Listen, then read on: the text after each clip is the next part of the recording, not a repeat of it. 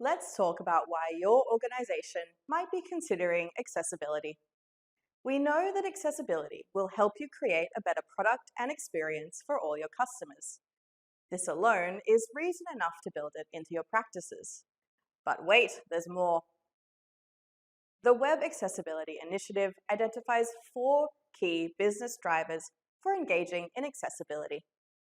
These are extending your market reach, enhancing your reputation, decreasing your legal risk, and driving innovation.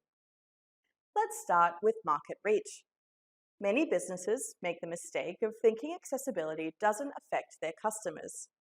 Here's why that's almost always wrong. Between a quarter to a fifth of the population have disabilities. What about seniors, who greatly benefit from features such as resizable text, increased contrast, and captions, among many others? Or people who speak a language other than English at home? They might benefit from features such as plain English, clear navigation, and captions. Then there's the friends, family, and carers of people with a disability who might use the same products or care about supporting accessibility. The Return on Disability Group estimates that between people with disability, their networks, and people who benefit from accessibility in other ways, accessibility affects 73% of all consumers. So, what is the value of all these customers? Well, according to the Return on Disability 2020 report, the annual figure for global disposable income of the disability market was 13 trillion US dollars. That is a potential global market larger than China and the US combined. Tapping into this market will in turn enhance your brand identity and reputation, which brings us to driver number 2. Big names in tech like Apple, Google, and Microsoft have developed strong reputations for developing accessible products.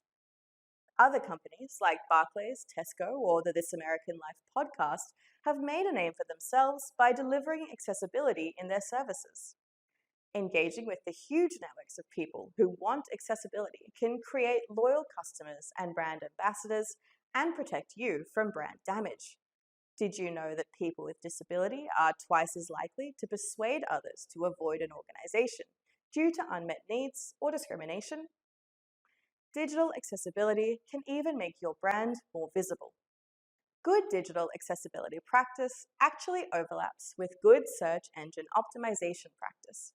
Features like alternative text content, clear headings and structure, and navigation tools can all make your digital content both accessible and searchable. Beyond damage to reputation, when a business doesn't consider accessibility, they also face a very real legal risk. This is driver number 3. The Sydney Olympics, Target US, and Domino's have all been successfully sued over their website's lack of accessibility, and these are just a few examples. There are many more. Businesses have a legal responsibility to provide accessibility for their customers. Most countries have their own legislation that protects the rights of people with disability. Legislation assists countries to meet their obligations to the UN. The UN Convention on the Rights of Peoples with Disabilities includes digital accessibility in Article 9, the right to accessibility, and Article 21, the right to access to information. Australia, New Zealand, the United Kingdom, Canada, and the United States are all signatories to this convention.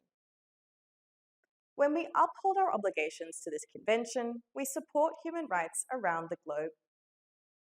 The 4th reason accessibility is good for business is innovation. Tools you may use on your personal devices, like autocomplete, dark mode, and voice control, all began as accessibility initiatives. These are examples of what we call the access ramp analogy. A ramp may have first been put in front of a building to allow access for wheelchair users. But ramps are also helpful for those with prams, heavy deliveries, shopping trolleys, and bikes. And out of one innovation comes more, like the invention of wheeled suitcases, which happened once ramps were commonplace.